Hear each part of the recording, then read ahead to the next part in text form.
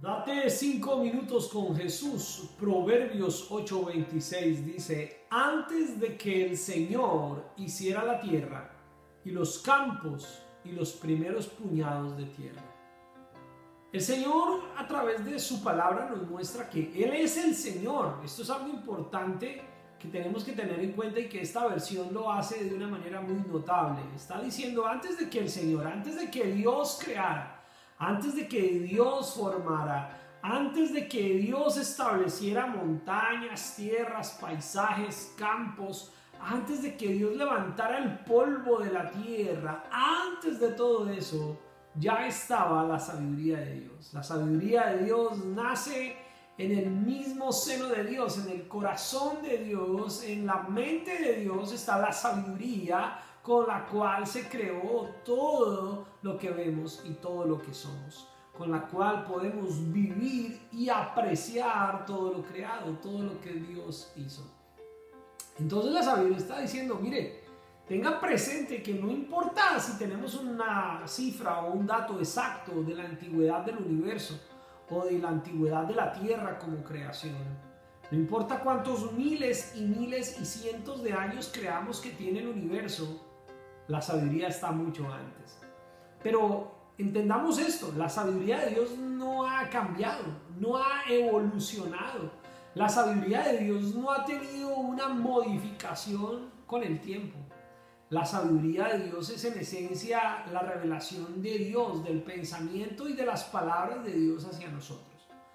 Y la palabra del Señor dice que el Señor es el mismo ayer, hoy y por los siglos. Él no cambia, Él es inmutable. Su sabiduría también. La sabiduría de Dios no cambia. Los que cambiamos fuimos nosotros. Somos nosotros los que hemos despreciado la sabiduría con la que fue creada el universo. Somos nosotros los que hemos despreciado la sabiduría con que Dios creó la naturaleza, con que Dios creó al mismo ser humano. Somos nosotros los que hemos despreciado la sabiduría que se ha desarrollado por años en nuestros corazones. Somos nosotros los que la hemos despreciado y la hemos hecho a un lado. Pero la sabiduría de Dios no cambia, es perfecta. La sabiduría de Dios siempre ha estado ahí, y la sabiduría de Dios lo que concede y lo que da es el entendimiento, es la comprensión de cómo podemos vivir en medio de este mundo creado con la sabiduría de Dios para vivir de una manera sabia, responsable, razonable, con sentido común. Una vida que realmente tenga lógica, no solamente para nosotros, tenga una lógica eterna, una lógica de vida.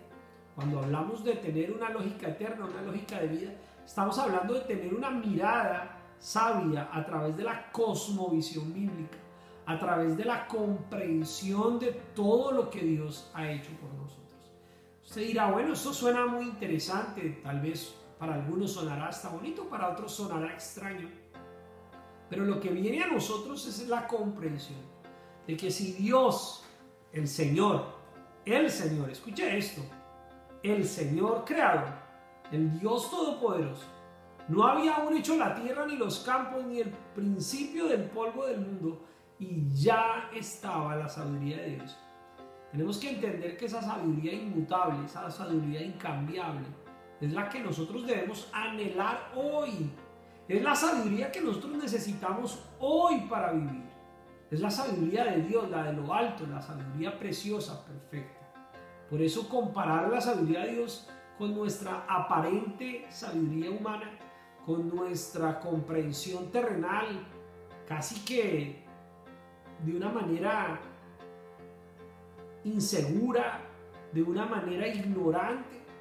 Nosotros creemos ser sabios, pero dice la palabra que el hombre, procurando ser sabio, fue cada vez más necio.